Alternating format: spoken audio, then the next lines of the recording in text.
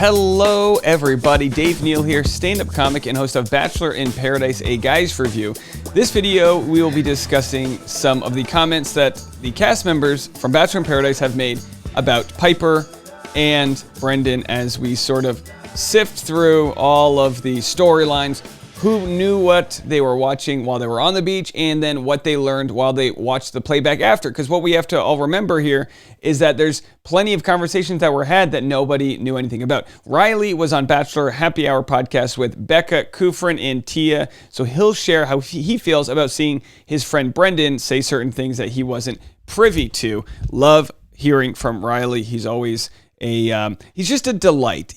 I don't know what it is about lawyers that come on the show. They have a way with their words that they're smart. They can get their points across. And anyway, we cherish him, and I'm excited. I've been so happy he's been on Bachelor in Paradise to begin with. From this still photo of them eating like cow tongues and doing some random Fear Factor like truth or dare kind of games, and he's doing the worm on the dance floor, one thing after another. Riley, the cake gets thrown in the fire, and he's like, but what about the cake, the whipped cream? I mean, every banger, one after another. Riley is somehow involved. So we'll get into that, but first, a quick note about Joe and what he has to say about his friend Brendan, who was on the show, and why he wasn't sticking up for Natasha in the first place. So do me a favor, hit the like button, subscribe if you haven't already. Tons of content to talk about. We've got the new Bachelor video. Of course, Bachelor 2022 has sort of been announced. We'll get into that in a separate video. Been talking about that. Everybody yesterday watched Rachel Lindsay's thoughts about colorism revolving around Brendan and the issue here. Lots to talk about. We like to bring some social issues to the show, and let's get into what Joe had to say here. 1 second. Natasha and I were probably like the closest friends on the beach. Her and I really didn't talk too much about the Brendan situation. Mm-hmm. And I liked Brendan. I believed him. So I wasn't as involved in that. I really wasn't. And when Pieper came in, was the same day Kendall came in. So I was really not paying attention. You were occupied a little bit. And it wasn't that I didn't care, but right. It was, I was just like, I didn't think it was what the Chris and Jasenia situation was. Right. But you'll have to stay tuned and see what happens. So this, of course, was before the latest episode, so he wasn't completely telling the full story here. But it goes to show, he's like, look, I mean, you got to put yourself in people's places. There's a lot of conversations happening. You don't get to hear the sound guy, what he hears, because he's in every person's laugh mic. You just see what you see. So with Chris and Alana, Chris was with Jasenia. They looked like they had a happy relationship. And all of a sudden, he's making out with Alana in front of everybody. It's like, whoa, egregious. When it came to what happened with Natasha, Pieper arrived the same day Kendall arrived. So Kendall's his ex, right? Big storyline there. So Joe's like, that's full focus. That's full processing power. Nothing else matters. So it's pretty interesting to see how that all plays out. And look, this is how most cases go. When everyone goes, I'm so mad. Why wasn't he treating Natasha the way? Then you go and you watch it back and you go, oh, okay. That actually kind of makes sense. That makes sense why he thought something wasn't as bad as it was until they watched it back. Absolutely. All right, let's get into Riley. I'm going to play. This is just audio only, but it's a great listen. Riley explaining how all of the Brendan stuff went down as Riley was friends with Brendan. And also, Brendan snapped back at Riley's girl. Riley wasn't there to hear about it. We'll get his reaction there too. Okay, so speaking of diabolical plans, I want to get into the whole other elephant in the room because before, I'm assuming you and Brendan were friends before Paradise. You obviously spent a lot of time together on both Claire and Tayshia's season. Obviously, it's different when we live through something and we only see one side that's in our face. There's so much more that we see behind the scenes of conversations that are being had in ITMs between other people.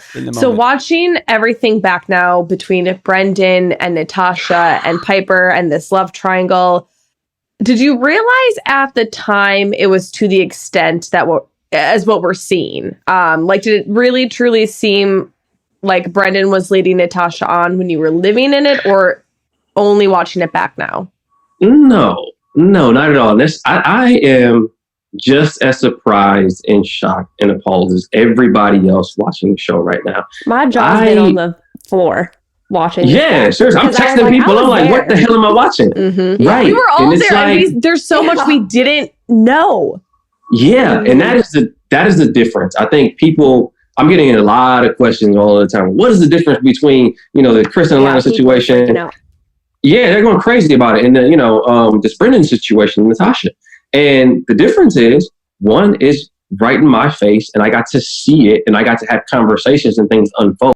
I didn't have any conversations, with Brendan about Pieper and Natasha like that. I didn't have any conversations, with Natasha like that. It was not like I was someone that was being confided in, and then it just wasn't in my face, as you can see. And like when you see on the show Brendan having these conversations, they're isolated conversations with Pieper. I think it finally came out that they were actually in a relationship on their one-on-one. It was like, I'm not privy to any of that. And yes, I understand the outrage from the fans, because looking at it on the outside looking in, it's like, well, it seems like everybody knows everything. But no, we don't. Brendan is a friend, but just like Brendan said, I think on the episode last night, he like got away or something like that. Yeah, he did. He did get away from it. He mentioned he had withheld information. Right, he said that, right, which is true. Right, withheld information. Yeah, didn't which try is to deceive anyone. Yeah, all of that just bullshit. But yeah, and that's what I'm saying. He's a friend of mine. And Piper's great too. Like, we were rooming with Pieper. The whole first week we were all together, and we didn't think anything of it too. Like, we're just as surprised as you. Yeah, me and Pieper, we don't talk like ever. So that was never like a conversation that we would have had. Yeah, no. So he did get away from me, because I do hold my friends accountable. I'm friends with Ivan, Noah, DeMar, and I'm more so friends with them than I am with Brendan. But whenever I do something with them, they'll call me out. They're like, Riley, listen, that ain't it. They'll say it in a much more blunt way than that. And so on the show with Brendan, if I was able to see even a fraction of the stuff that he was saying, of course, I'm all over it. Like, what are you doing? That is ridiculous. The way that you are treating Natasha and the things that you are actually saying about her when she's not around. I think that was one of the more disappointing things. It's like, yeah, it's one thing to say it, to her, which is also bad, but then to, go off in secret and say these things about someone who appeared to be nothing but, about you and try to make something work. You don't have to say negative things about somebody. And it was shocking to me, because he is a friend. And I like to think that my friend circle, I choose my friends pretty wisely. But hey, things slip past me too. Some people. I mean, we were all bamboozled. I think we were all bamboozled by what actually transpired, by what was actually said. Yeah. And to add on to what you just said about, what he was saying about Natasha, I mean, for me as a friend and just as a woman, I was offended by that. I was offended by the comments that say, she had no prospects, and I was the only one here basically giving her the time of the day. But then at one moment, once Joe and the other women went to confront him and Pieper, we saw him kind of the disgruntled females, if you will. We saw him kind of go through several of the women. He went through Natasha, he went through Demi. I think basically all of the women that were there that were trying to have this conversation with him. All right, so I'm going to play that clip that they're referencing just so we can rewatch it. The audio's not great, taken from Reddit, but this is Brendan sort of and again, I get comments from you guys nonstop saying, how can you keep defending Brendan? And I go, listen, and I'm not defending Brendan, but if a doctor diagnoses somebody with cancer, that's not the doctor giving that person cancer. So I'm not defending Brendan, but I'm going to show you what he's doing. So he's super defensive because he's been caught in a bad situation. He's been caught in a situation where everything he tried to do blew up in his face. So he's defending himself and it's not working. And he's getting angry at one thing, and then someone else is coming in and he's parlaying that anger. You're ever dad who's just mad? You're like on he's fighting, your parents are fighting and they're like, hey, we're still going to T-ball. He's like, what are you doing? You know, he just starts transferring the anger. This is not healthy. This is not how communication should work. But watch how he gets this like sort of anger going on. Marissa's like asks him a question and he just like shoots it down onto her and it's like, yikes. Riley wasn't here for this conversation. It probably would have gone differently. Outside of that, we have nothing else to talk about here. So you guys can hang out here, but I'm going to remove myself from this. From paradise or just this conversation? Huh? Are you removing yourself from paradise or just this conversation? That doesn't concern you in any way, okay? Whoa, don't disrespect your life. So we'll just pause it there. I know the audio is pretty light on that. So he goes, that doesn't concern you in any way. That's just like that toxic New England. Like I'm from New England, so I get this. That's just like this, like, dude, it ain't about you. Take none of it. Get your name out. Get my name out of your mouth. It's like one of those types of things. It's just like, it's not good. She's like, don't talk to her like that. And of course, Riley wasn't there. And Riley would have been like, hey, bro, don't talk to my friends. So Riley will speak on that right now. But I wanted to play that clip for you. He didn't have the best things to say about them. And, you know, at this point, you are in an established relationship with Marissa. And I'm sure if you would have been there, you probably would have wanted to be part of this conversation and be able to hear his side of things and to be able to bring to light some things. But watching it back now, how do you feel seeing the way he spoke to Marissa?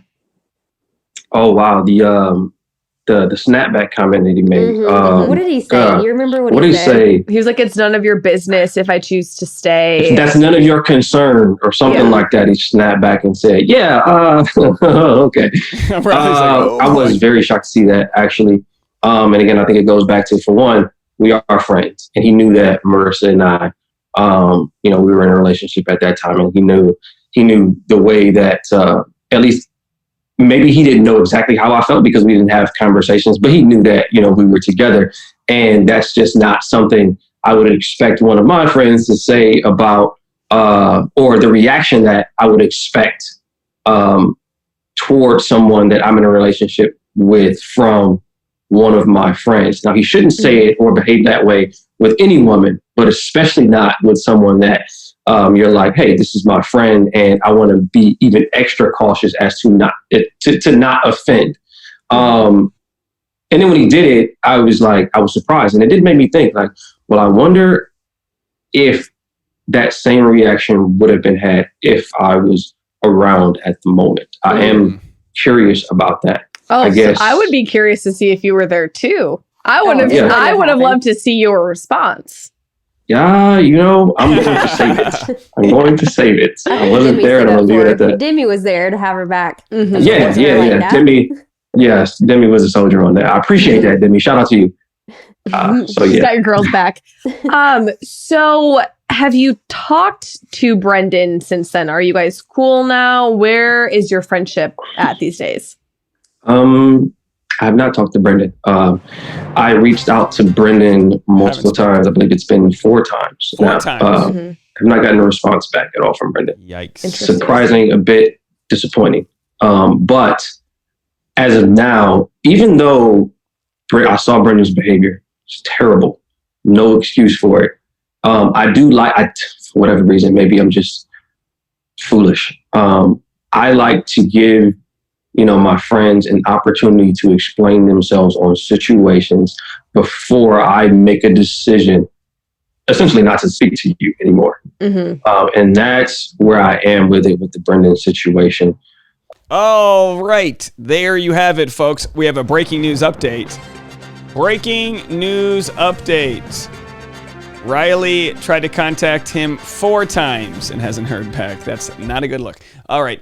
Riley, let me get Bachelor Nation producers on the phone. Can we get Riley a raise? Okay, please. This guy is so good. I love Riley. Now, look, some of the comments here are criticizing him for how he dealt with the Alana situation with Chris. We'll make a separate video about Alana and Chris. It's a completely different topic. We watch them back to back, but we have to see the difference. Apparently, there's a lot that went down with Chris that we don't know about. So we're going to have to play that back. And I got Alana's statement and all that jazz. We kind of that whole storyline just hasn't really created as many waves as the Pieper Brendan story, where it's pretty obvious that Brendan and Pieper are in the wrong. Okay? So Riley's, listen, this is everyone can just shine up their pitchfork, light their torches, and go, with the angry mob. That's your right to do. I personally believe that when people unite with the same mindset, like groupthink,